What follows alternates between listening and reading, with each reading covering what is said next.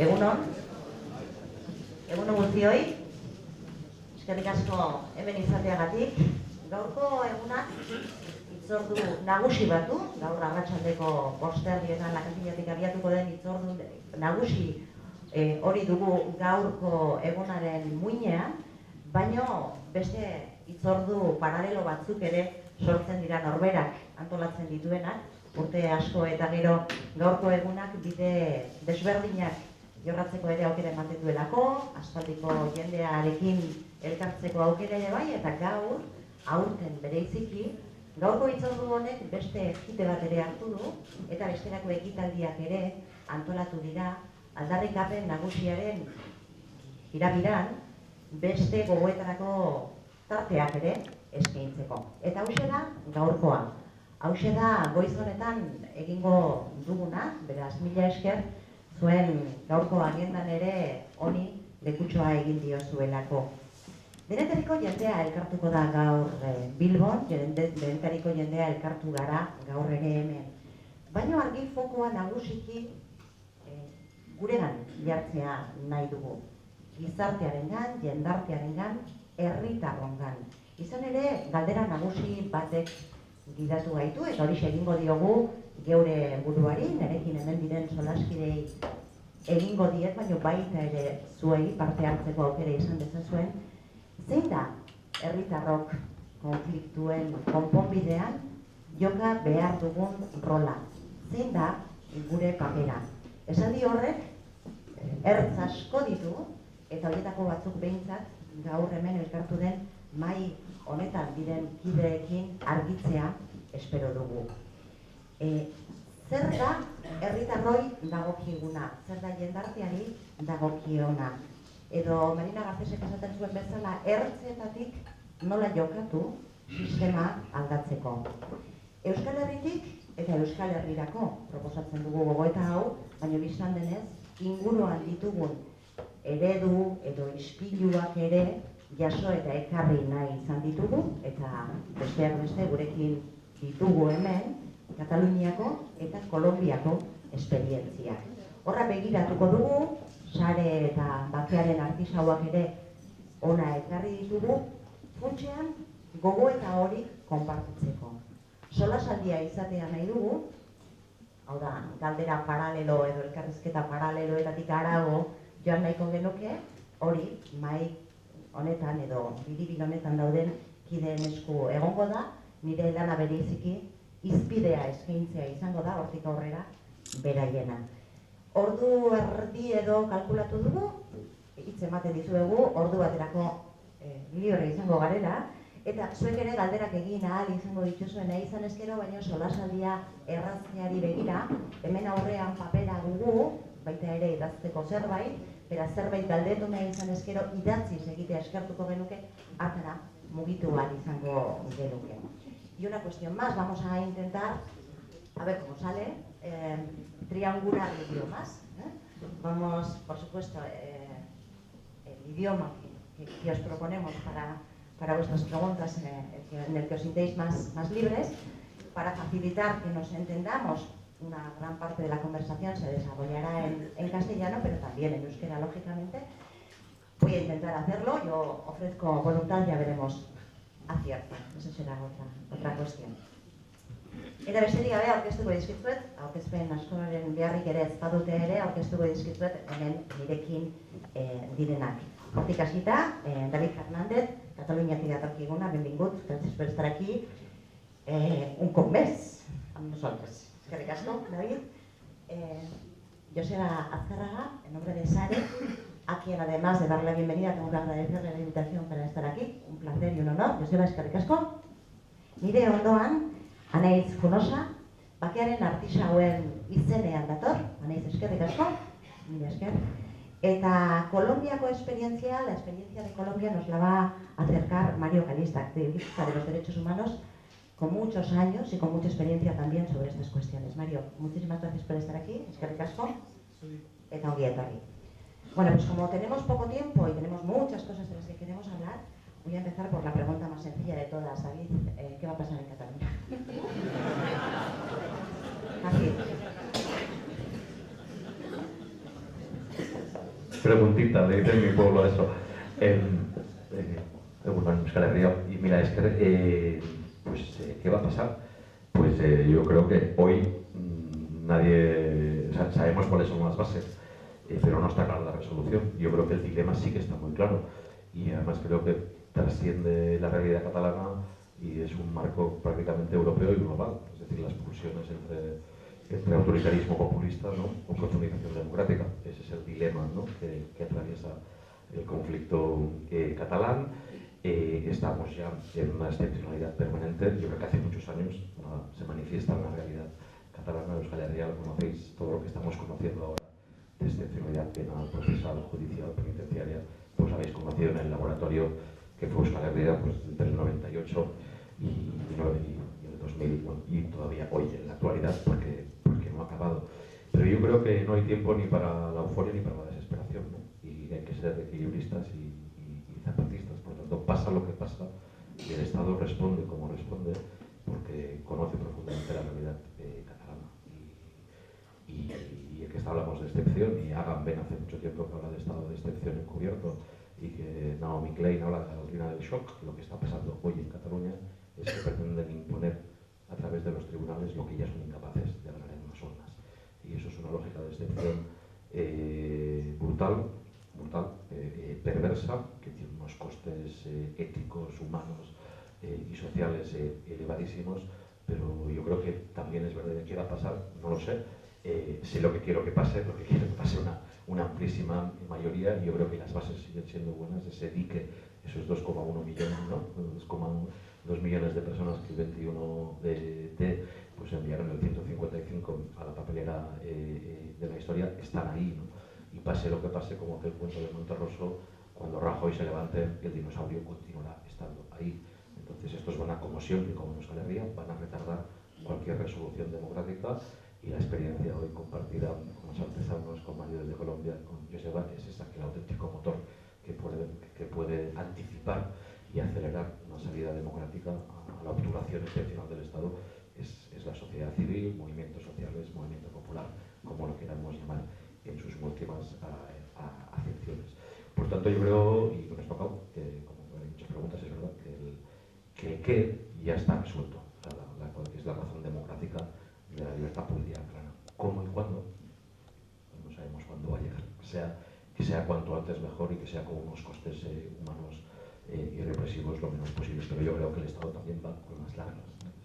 Pero bueno, el Estado está fallido también. O sea, todo lo que se ha dicho respecto al régimen del 78 sigue sin existir en el Estado, y insisto, yo, si queréis un espejo que es útil, pues bueno, también dijeron que el 9 de octubre no habría urnas, ni habría colas, ni habría colegios, ni habría papeletas. Y 3 millones de personas, en este caso movilizados, pusieron urnas, pusieron colas y pusieron referéndum de autodeterminación. Y ahí está el dilema, la dignidad de la gente contra la brutalidad del Estado.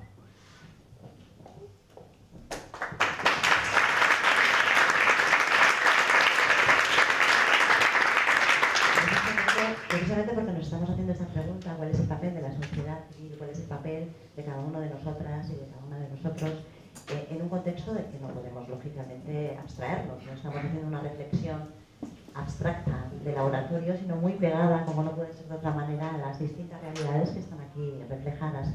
Y paso ahora, Joseba, a preguntarte también, desde esa realidad, cuál es el papel, tu opinión desde esa de la sociedad civil en este contexto concreto, que podríamos decir que es una realidad de tránsito, todavía gestionado con algo que ya prácticamente de facto no existe, pero con una nueva realidad que todavía no existe. Estamos en ese tránsito y es ahí donde colocamos este debate.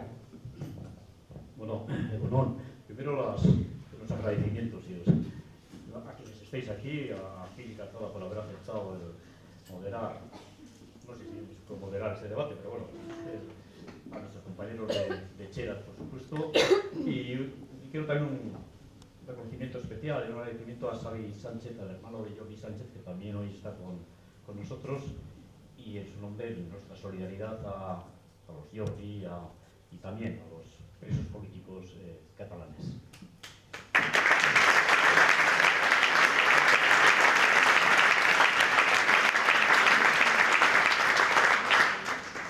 Bueno, dicho esto, hace un cuarto de hora, antes de comenzar este acto, teníamos una comparecencia de prensa con algunos medios para explicarles un poco los últimos datos de lo que esperamos para la tarde y tal.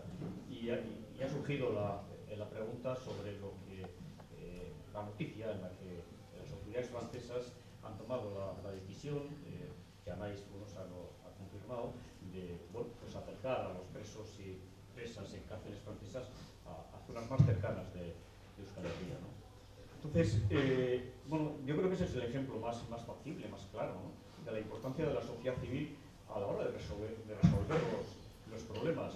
Hay mucha gente, o algunos suelen comentar, los estados se mueven, o los gobiernos se mueven, o las instituciones se mueven.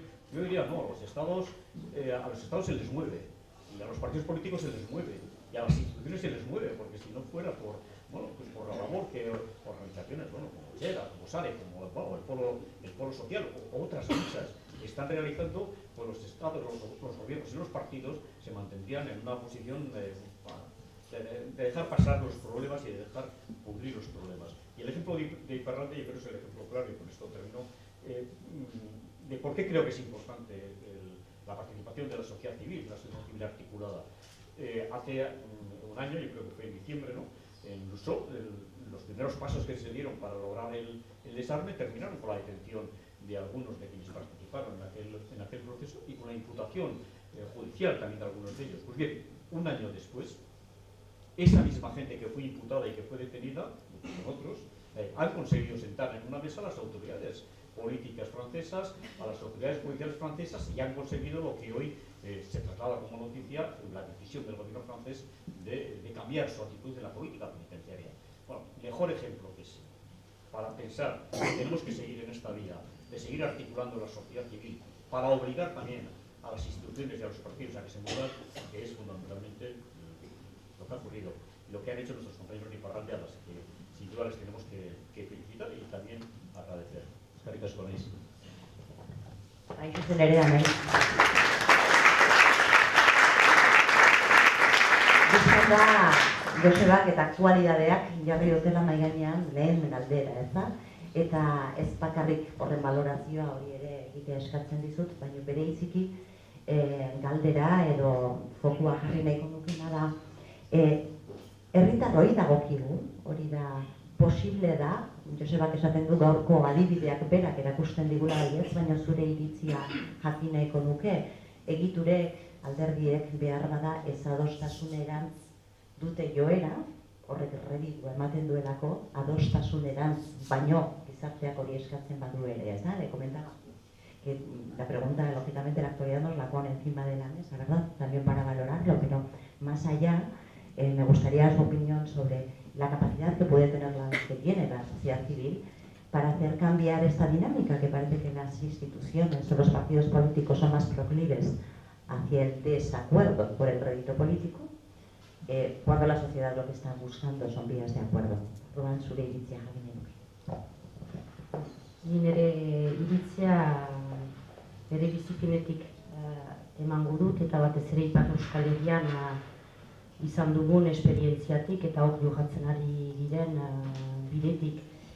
Egia da, Ipar Euskal Herrian jendarte zibilak lehen momentutik papera handia izan duela, aiete ematen denean, lehenik eta behin deliberatzen dugulakotz eskubide osoa dugula paper hori hartzeko, eta hori baino gehiago gatazkaren konponbide ikuspegi batean eta elkarbizitza hitz egiten denean argi nuelakotz elkarbizitza hori gugira, orduan guk jakin beharko dugu, zer nahi dugu. Eta guk jakin beharko dugu, zer den, egin behar dugun bidea, elkarbizitza hori egon ahal izateko, eta batez ere, gauzak berriz gertatu ez daitezen. Orduan, Ipar Euskal Herrian, hortik abiatzen gira. Elkarbizitza helburu eta batez ere iragana ulertzeko. Orduan, iragana ez dugu abiapuntuan jarriko, baina ados gira, behar dugula bide oso bat egin, ulertzeko gertatu dena, gertatu ez dadin, eta onartu dezagun, eskualegi urtan, hor gauden guztiok, elgarrekin lana bizi beharko dugula. Gure, nik ejango nuke beste indarra Ipar Euskal Herrian izan da ere instituzio horik ez ginuenez, eta hori duela gutxi, Ipar Euskal Herria instituzio batekin dela, urte bat orain, beti Ipar Euskal Herrian jakin izan dugula mugimendu sozialak edo herritarrak aktibatzen gure tresnak osatzeko. Eta mugimendu horiek beti joan dira handitzera eta bertako hautetxiekin lantzera. Orduan egia da, kultura politiko berezi bat dugula, eta hainitzetan oposizioan jarri nahi dira. Jendarte zibila, edo mugimendu sozialak, edo nola bakoitzak deitzen ditugun, eta alderdiak edo hautetxiak. Eta egia da, gu Ipar Euskal Herrian bakoitzak badugu funtzio bat, baina denak puzle berekoak dira. Eta klapea, hor da, azkenean gauzak ez dira oposizioan, da kontsideratzea politikan, jendarte zibilak berperola duela eta nunbait denen bermea dela jendarte zibil bat aktibatua, kontzientea, edukinak ulertzen dituena, zenta bide bat badugu egiteko eta lurralde untako herritarrak ez badugu ulertzen eraikitzen ari diren bideak edo martxan jartzen ditugun pausoak zertara doazen, bide hori ezingo da joan bururaino. Orduan egia da, beti hori gogoan izan dugula, eta guk erraiten dugunean jartzen ditut hautetxiak, eragile sozialak, politikoak eta gaur egun dugun instituzioa, eta instituzioa bera, gure instituzioa bera sortu da jendarte zibilaren borondatea handiari esker.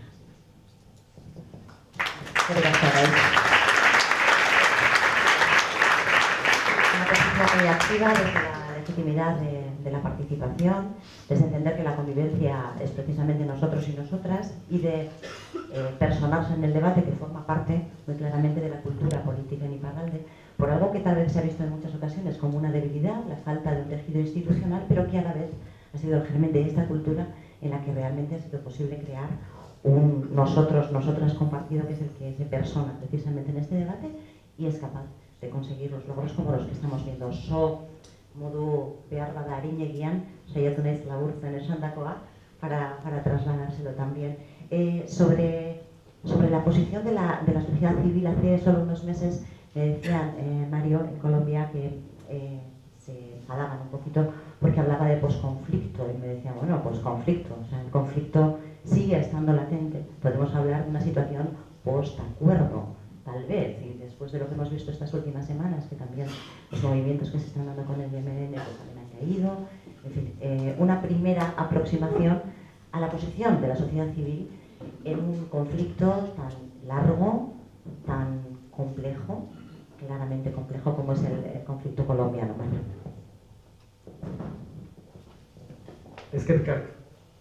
Muchísimas gracias. Primero que todo, pues quiero hacer como han hecho mis compañeros y compañeras esa presentación y agradecer de antemano a Sari, a Cherat, por esta invitación que nos ha permitido estar en el día de hoy. En años anteriores hemos estado más que todo en las manifestaciones, en la concentración, pero no habíamos participado en esta charla, ¿no? Hoy es la oportunidad de agradecer de antemano eso.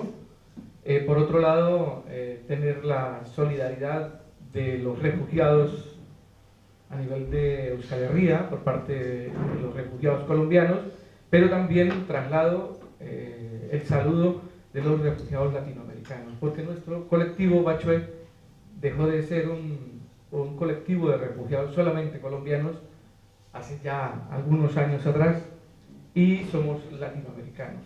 O sea, la solidaridad latinoamericanista, primero que todo, como ese principal motivo. Por otro lado, también dar la solidaridad al pueblo catalán, indudablemente.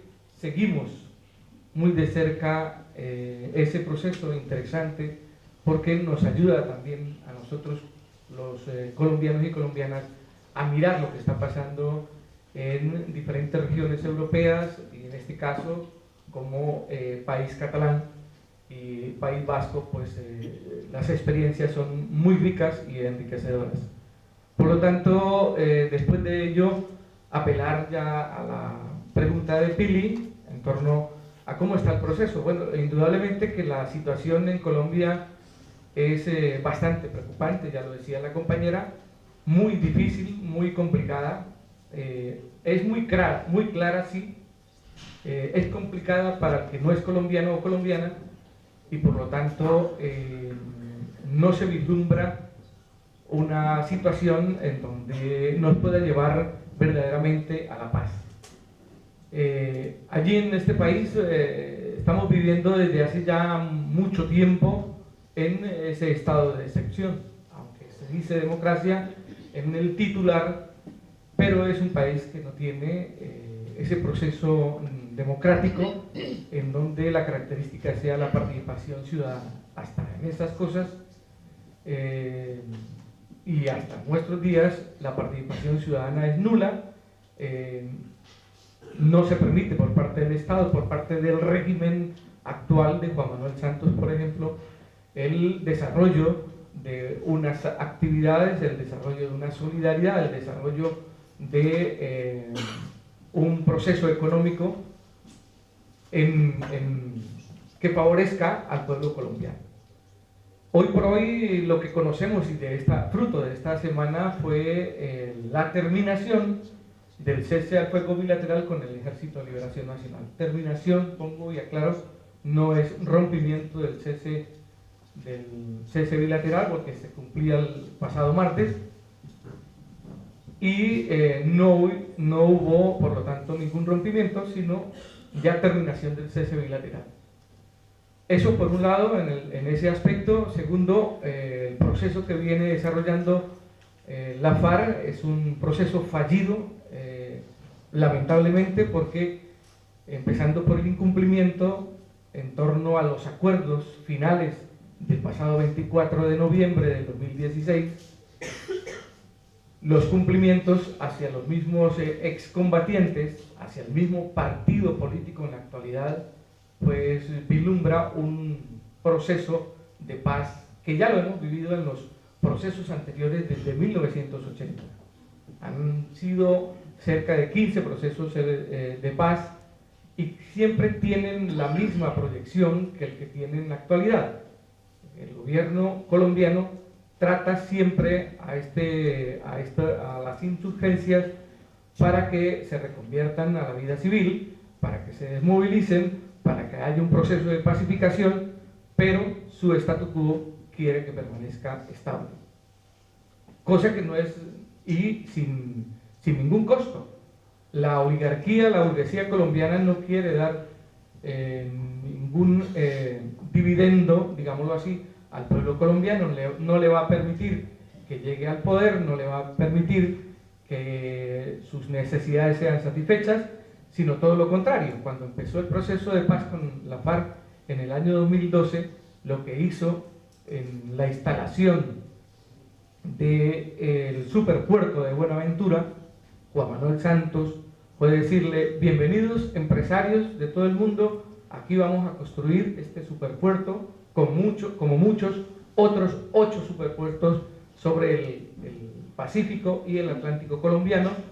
Por lo tanto, aquí van a tener la gallina de los huevos de oro, y la proyección para el pueblo colombiano, teniendo ahí cerca, porque eso fue en Buenaventura, teniendo cerca a Tumaco y Buenaventura, 2 puertos importantes sobre el Pacífico, pero que están sufriendo la pobreza, la miseria, el arrecio de los grupos paramilitares, del narcotráfico y de la represión del Estado, que en todo su conjunto forma ese enemigo y esa doctrina de la guerra del enemigo que en Colombia se viene practicando como en muchas otras partes. Yo dejaría como introducción esa parte.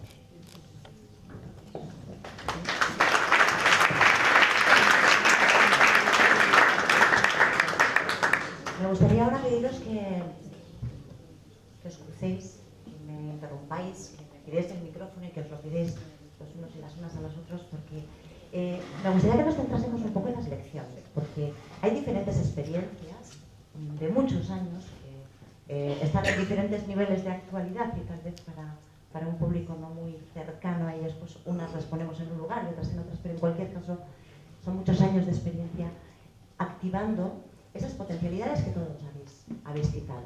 La sociedad civil tiene una potencialidad de hacer cambiar las cosas, de contribuir y de dirigirlas en un sentido o en otro. Y esto, en vuestra experiencia, estoy segura, ha tenido luces y ha tenido sombras, ¿no?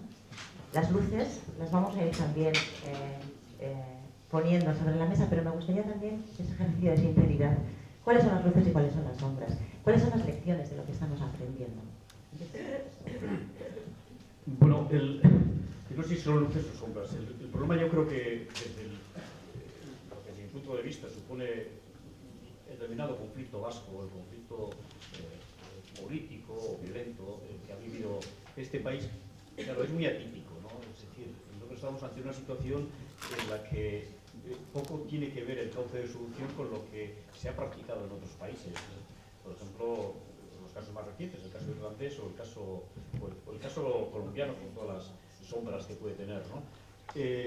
¿Por qué? Bueno, pues porque en el caso irlandés y en el caso colombiano ha existido un proceso de paz.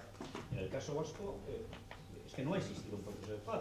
Ha existido una decisión de ETA de hace 6 años y medio de poner fin a su actividad armada. Ha habido un proceso después del desarme gracias a la sociedad civil y en contra de los intereses del gobierno español, que no quería que ese desarme se produjera. Cosa curiosa, ahora que creo que es el único país del mundo donde después de una práctica violenta hay una organización que invita a la otra parte a iniciar un proceso de desarme y el gobierno dice no, yo de esto no quiero saber nada. Es decir, aquí nada tiene que ver lo que está pasando en nuestro caso con lo que ha pasado en el caso colombiano o en el caso irlandés. Caso último, el caso colombiano, por cierto, a Colombia fueron a aplaudir las conversaciones de paz hasta el viejo, hasta el rey ¿verdad? Bueno, había alguna juerga a la noche por allí, ¿no? Claro, y aquello que aplauden en Colombia, aquí son incapaces de decir absolutamente nada cuando saben que se están vulnerando constantemente derechos. En el caso colombiano, ahí hubo una participación de la ONU, en el caso fundamentalmente del armamento, y hubo un proceso en el cual se discutieron dos cosas importantes, también en el caso de Irlanda. ¿Qué hacemos con el armamento? ¿Qué hacemos con los prisioneros? Y en el caso nuestro, aquí solamente prisioneros hay de una parte. De la otra parte fueron prisioneros durante pocas horas, porque salieron echando leches de la cárcel, la otra parte de esa otra violencia que se ejerció en este país. Por lo cual estamos en un proceso atípico, y es ahí donde más importancia cobra la participación de la sociedad civil en la resolución del conflicto. Y con esto termino para no... hay que provocar que haya una resolución definitiva del problema, y la resolución definitiva del problema no se soluciona porque ETA haya tomado la decisión que ha tomado, que es muy importante. La resolución definitiva del problema se toma cuando las consecuencias del conflicto estén solucionadas. Y consecuencias del conflicto, por supuesto, que son todas las víctimas de todas las violencias, pero son la existencia de 302, 303 presos y presas a los cuales se les vulneran constantemente sus derechos. Mientras eso no esté solucionado, mientras no se haya buscado un cauce para dejar las cárceles vacías, el conflicto seguirá latente.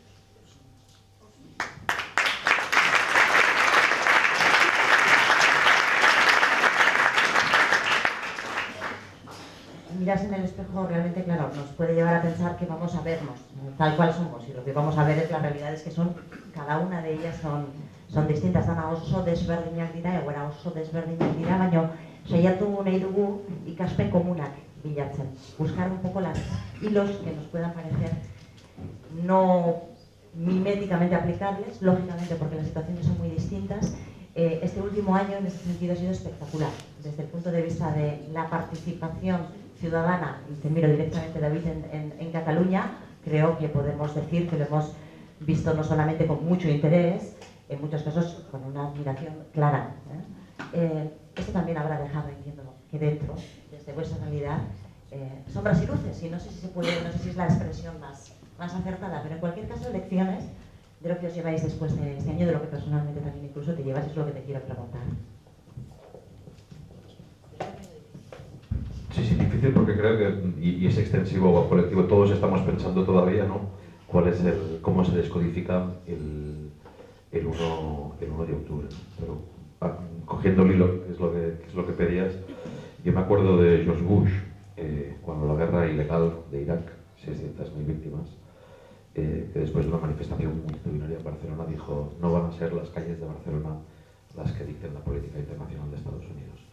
Bueno, en el menosprecio estaba el reconocimiento, porque si no, no hubiera dicho nada sobre la manifestación de Barcelona, ¿no? Hoy ya sabemos qué significó aquella guerra y qué significa.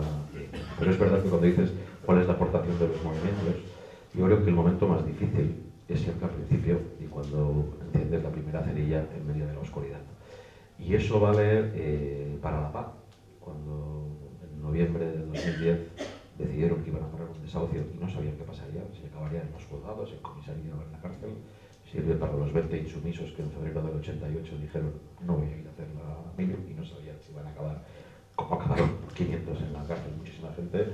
O sirve para los 20 valientes que en mayo del 2009 dicen que van a hacer una consulta por la independencia en Arenys de Munt y todos se reirían de ellos, ¿no?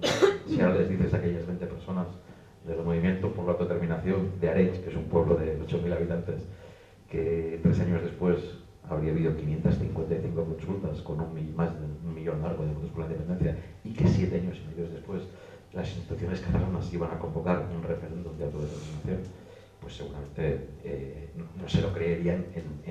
Entonces, la escuela de los movimientos es que siempre son precursores de lo común y siempre anticipan lo que es necesario, que llegue.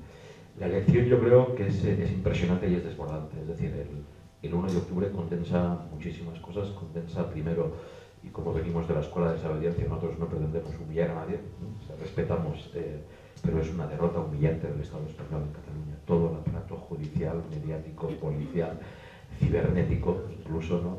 Se estrella contra una solidez popular y contra una gente que además se autodetermina. Es el mayor acto de soberanía y el mayor acto continuado de desobediencia civil, pacífica y no violenta para llegar a un callejón sin salida, si quieres, ¿no? Que eso es cuando dices las sombras, dices, bueno, ¿cómo salimos de esta, ¿no? Bueno, yo creo que la sociedad catalana, en el conjunto del Estado y en perspectiva también vasca y gallega, seguramente hemos llegado al final de la farsa, ¿no?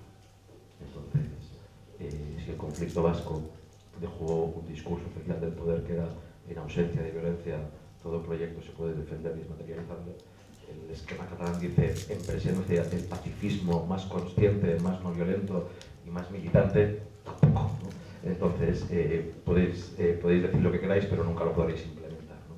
Entonces, eso nos sitúa en un marco de excepcionalidad que requiere de mucha inteligencia colectiva. Nosotros siempre hablamos mucho de la pantera rosa, ¿no? Que es, bueno, que el poder siempre es frontal y que tú tienes que saber esquivarle, ¿no? Cuando van a por ti y generar nuevos escenarios, y eso es lo más desobediente. Y eso ha pesado en Cataluña. Y eso yo creo que los tuétanos del Estado que existen lo saben perfectamente. La dureza que emplean hoy en términos jurídicos, cuando prácticamente le atribuyen a Oriol Junqueras la violencia a la policía. Esa es la violencia que le atribuyen a Oriol Junqueras hoy en auto firme del Supremo, ¿no? La gente responsable de la violencia policial.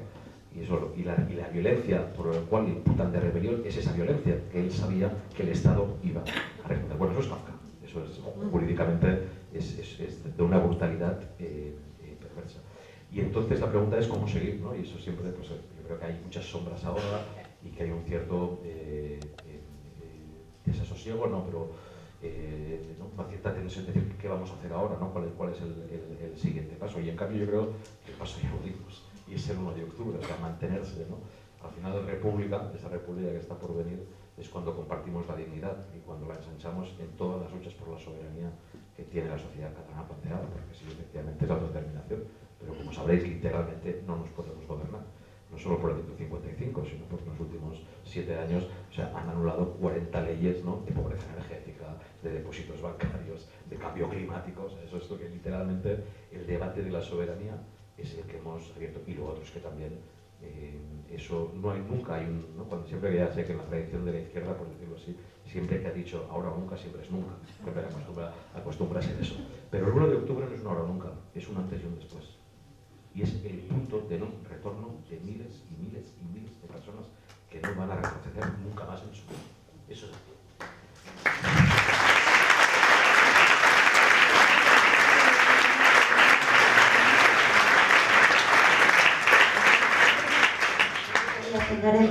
nora iritsiko garen ez dakigularik, beraz ibiltzeko moduak agian desberdinak izan behar dute, ¿verdad? Sabemos de dónde venimos, no sabemos exactamente cuál es la siguiente fase de ese escenario. Tal vez eso nos pide cambiar la manera de caminar y eso también es resiliencia, eso es también ser capaces de ir adaptándonos a las nuevas circunstancias. Hortaz ere, zuek badakizue, egin izan bagenu ariketa hau bera orain dela 4 urte, behar bada asko, eta nire burua sartzen dut horretan, ezket dut esango, adibidea iparraldetik ez ikusi zaigun. Eta egin zan, ez da? Ikaspen honetan nahi, zer positibo jaso, eta zer hobetu beharra, zer ikasi duzuen. Zer irakaspen. Hainitz, lehena,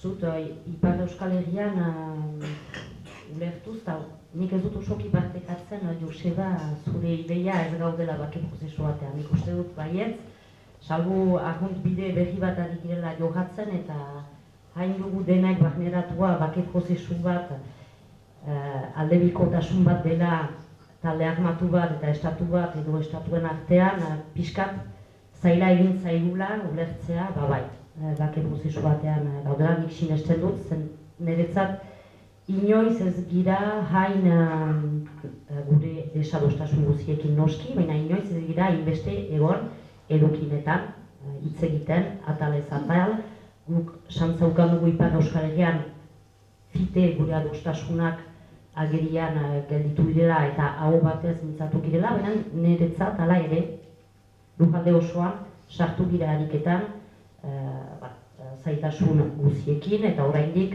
dauden oztopoekin. Nik uste dut irakaspena asteko Ipar Euskal Herritik izan da bai, denak ados ginen, Kriston foroak antolatzen genituen, 100 pertsona behitzen ginen, Parisera joan ginen, hau batez, eta logikak edo bizi demokratikoak ekarri behar zuen, Parisek erraitea ados, noski, nantzagotenak nahi duzue aintzinatzea gai horren inguruan, eta bai, behar da hitz egin, eta ez da eman. Eta uste dut, gure indarra izan dela gure bidea diseinatu ondoren, ulertzea, bide hori ezin dela bururaino eraman, arrisku politikorik hartzen ez bada. Eta arrisku politiko horiek ondorio pisuak izaiten aldituela, eta hor goresmenak Kataluniari, zenta uste dut maila hortan Kataluniak ere hainitz erakusten digula, jakin behar dela, batzutan azkar ordaintzen, eta diot gainera alde ezberdinetako jendea, gu iparraldean hori gertatu zaigu, ez? Alde guzietako jendeak ulertu du, bai, egon behar baldin badut luso bi egiten egongo naiz. Nik uste dut hori izan dela gure indarra, hau da independentista izan edo eskuinekoa, frantsesa, errepublikara, elkar bizitzaren izenean eta iragana berriz gertatu ahal izateko politikoki behar da arriskatu, eta bigarren irakaspenan eretzat da, eta hor denai goresmenak epe laburreko etekin politikoari bizkarri dira. Esplikatzen naiz, uste dut gure indarra handiena izan dela bide hortan edozoin aldekoa izan bide kolektiboa ororen gainetik emaitearena. Nire irakaspenak hauek dira, eta bestea, egia da armagabetza emaiten zuela gauza ikaragarria zela, pentsa gainera, jendarte zibiletik, gu ahemanetan gira hainbat fundazioarekin eta eskatzen ez, eta hori nola egiten da besteetan, besteetan estatuekin egiten da, hori ez dakigu, eta egin dugu eta ematen zuen egiten ginuela ezinezkoa, eta horreino hartzen gira, nunbait erretxena egin dugula ez, eta armategia eta erakundeak aieteren bidetik segitu zuen bere borondatea afirmatzen, barneratzen eskualegian handitzen ari zen hori, hau da Euskaldunek dugu denen artean Madrid eta Pariseri ekarri behar soluzio bidea, ez? Edo nondik pasa behar den soluzio bidea. Eta orain gure gogoeta, eta naiz eta posten gira gaur frantses ministeritzak konfirmatu baitu bere agotik badoala pauso baten emaitera, eta gu orain gure tengabeko gogoeta da, zer da presoen gaian arrisku politikoa. Arriskatze hori. Zenta arriskatze horrek du ekartzen aintzinamendua, ez? Ikusi duguak marabetzean. Eta hori da, orduan etengabean horako gogoetan izaitea. Baina beste, eta bukatzeko, eta oso kalakaria naiz, barkatu, nola egiten dugu, eta hori uste dut denon ejonka dela, ipar eta hegoalde, eusteko amankomunean ditugun erronkei. Presoen gaia, ieslarien gaia, biktima guztien gaia, elkarbizitza denona da, ez? Donk nola egiten dugu, denak mugiarazteko Parise, denak elgarrekin mugiarazteko Madrile.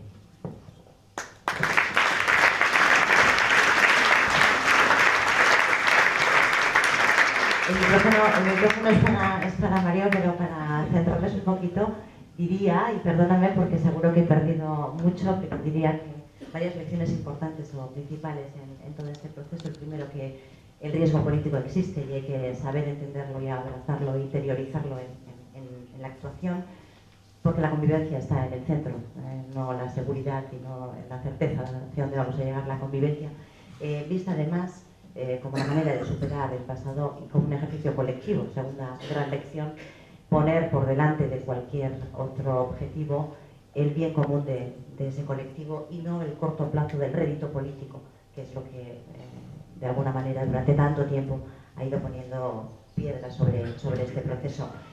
Diría también, bueno, pues como lección, como aprendizaje, que las cosas se pueden hacer y, como decía aquel, lo hemos hecho porque nos sabíamos que era imposible y cuando ya lo has hecho resulta que es posible. Y como gran, bueno, pues lección todavía incógnita, seguir haciéndote esa pregunta continuamente y llevándonos al caso concreto que nos ha expuesto Anaïs, cómo hacer que este ejercicio sea compartido también en Iparralde y en Hegoalde. Muchas lecciones sobre la participación de la sociedad civil, como decíamos, en casos que son todos ellos únicos, todos ellos diferentes, pero que comparten una base. Cuando esto lo transportamos hacia el otro lado del Atlántico y lo convertimos además en una escala tan gigantesca como es el conflicto en Colombia, sí que sería interesante entender hacia dónde crees, Mario, que debe ir la sociedad civil en la resolución de este conflicto. Pues el desarrollo en Colombia de los conflictos que han habido y que siguen habiendo, indudablemente que debe llevar a la sociedad colombiana, al movimiento colombiano y a la organización civil organizada en desarrollar lo que viene haciendo, pero teniendo esa solidaridad a nivel de Colombia, pero a nivel internacional. Son situaciones pues muy preocupantes porque lo hemos dicho en miles de ocasiones, que el desarrollo allí de la dinámica diaria es a lo bestia, pero a lo bestia porque la institucionalidad, lamentablemente la institución, el gobierno, la misma burguesía, la misma institución colombiana, pues lo viene practicando desde más de 150 años. Y esto en el momento no va a cambiar, ni ha venido cambiando desde el 2012 con el proceso con la FARC, y más aún en el desarrollo mismo de los acuerdos, o supuestos acuerdos, que el gobierno colombiano lo estima que ha cumplido el 60%, cuando en realidad lo que ha hecho es solamente adecuar a las circunstancias a los excombatientes, dejando abandonado muchas zonas de reales de transición y normalización en su momento, que sirvió para la desmovilización, luego la entrega de las armas, y hoy en los espacios territoriales de capacitación y reincorporación a la vida civil, pues el abandono es total. con lo que ellos mismos, por ejemplo el caso de la FARC, han dicho que el proceso de cumplimiento de los acuerdos es el 18%. 18%, y quiero leer muy rápidamente el pronunciamiento del 1 de enero que hizo la FARC dirigida al presidente colombiano, al vicepresidente, al alto comisionado de paz, haciendo la siguiente reflexión: la paz de Colombia atraviesa uno de los momentos más difíciles tras la firma del acuerdo final en La Habana. La Jurisdicción Especial para la Paz, trascendental componente del acuerdo, fue desfigurada en los debates del Parlamento colombiano y su texto actual no es consensuado entre las partes. La reforma política se hundió en el convulso mar de la politiquería. No mejor suerte corrieron las circunscripciones territoriales especiales de paz, que también se hundieron. Siguen en prisión más de 600 integrantes de la FARC, de los 2.600 que estaban en la cárcel. La Fiscalía ha bloqueado en el Congreso la aprobación de la Ley de Tratamientos Penales Alternativos para Pequeños Cultivadores, sin cuya aprobación es imposible poner en marcha los programas de sustitución de cultivos. Sin la reforma a la Ley 152, no tenemos un plan marco de la implementación. Por su parte, y leo muy rápidamente también el desarrollo, el análisis que hace el Ejército de Liberación Nacional en torno a este proceso que han empezado, iniciaron el año pasado, 2017. Y dice: todo el año estuvo sacudido con los constantes escándalos por la corrupción en la administración pública, la fuerza pública, la justicia, el Parlamento y los partidos tradicionales en Colombia. Se crea una gran incredulidad política en muchos sectores que rechazan el comportamiento de un Estado corrupto y corruptor. Otro tema que estuvo a la orden del día en el año 2017 fue los recortes e incumplimientos a los acuerdos de La Habana. Así las FARC, después de entregar las armas, quedaron colgadas al pretender ser un partido legal, pero sin las garantías mínimas para su supervivencia. El proceso de negociación con el ELN tampoco vislumbra avances significativos hacia la paz, puesto que el gobierno, después de firmar acuerdos en la mesa de diálogos, se echa para atrás y sale a exigirle gestos unilaterales a la guerrilla. Solo la venida del Papa hizo el milagro, entre comillas, de firmar un cese al fuego bilateral nacional y temporal, pero que el gobierno ha utilizado para aumentar la crisis humanitaria y para pretender sacar ventajas militares sobre las zonas de influencia guerrillera. De esta forma, la paz en Colombia se encuentra haciendo malabares por los peligrosos desfiladeros de la guerra, donde se pretende acabar con las guerrillas para agudizar el terrorismo de Estado contra la población indefensa. La vigencia del derecho a la rebelión se sostiene en la caracterización del régimen colombiano como violento, antidemocrático, excluyente y de características gangsteriles, que no respeta a la oposición de izquierda, por lo que asesina sistemáticamente a los líderes sociales. Ante este panorama presentado por las dos insurgencias que están en desarrollo de este proceso, a la vez que el Ejército Popular de Liberación también está en la dinámica y en la proyección de apostarle a la paz, lo ha dicho en el año 2017 el Ejército Popular de Liberación, de que quiere continuar o hacerse partícipe de un proceso de paz, pero no en las condiciones en que la viene planteando el gobierno de Juan Manuel Santos. El movimiento social, como lo decía al principio, pues tiene que tener una dinámica como lo viene haciendo, destapando y descubriendo, como a nivel internacional lo venimos haciendo, los movimientos sociales, los movimientos de solidaridad con el pueblo colombiano. Es la dinámica que nosotros venimos acatando, digámoslo así, desde Colombia con las organizaciones defensoras de derechos humanos, con los líderes y las lideresas sociales en este país, con los reclamantes de las tierras ahí en este estado. Por lo tanto, la solidaridad internacional tiene que ser bien importante, continuar mostrando que estos procesos de diálogos han sido fallidos y van a ser fallidos, que el pueblo colombiano está apostándole a la paz, pero no a cualquier paz, no a la paz que quiere Juan Manuel Santos, no a la paz que quiere los 5 conglomerados económicos que gobiernan este país y las 50 familias, no es la paz que quiere la comunidad internacional vista desde la óptica en torno a la explotación, al desalojo, al saqueo, a la explotación de los recursos minero-energéticos, sino a esa paz transformadora en donde el pueblo colombiano pueda tener la oportunidad de decidir su historia, de decidir su Estado, su república que quiere construir verdaderamente, que hoy no la tenemos, esa democracia que nos ha faltado todos estos cientos de años en este país y que hoy viene asesinando. Han sido 136 lideresas y defensores de derechos humanos asesinados en el año 2017. Más de 210 en los últimos 2 años. Y así sucesivamente, una situación tremendamente difícil en donde el pueblo colombiano exige y reclama esa solidaridad internacional. Lo mismo que instituciones, por ejemplo, gubernamentales, en los parlamentos regionales. Un caso que pongo de ejemplo, como en Ámsterdam,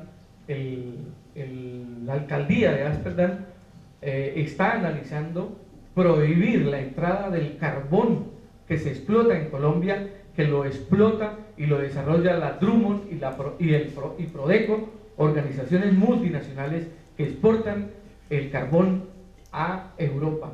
Y esa es una de las situaciones en donde hoy se reclama que a nivel internacional esas acciones contribuyan realmente a la paz del pueblo colombiano.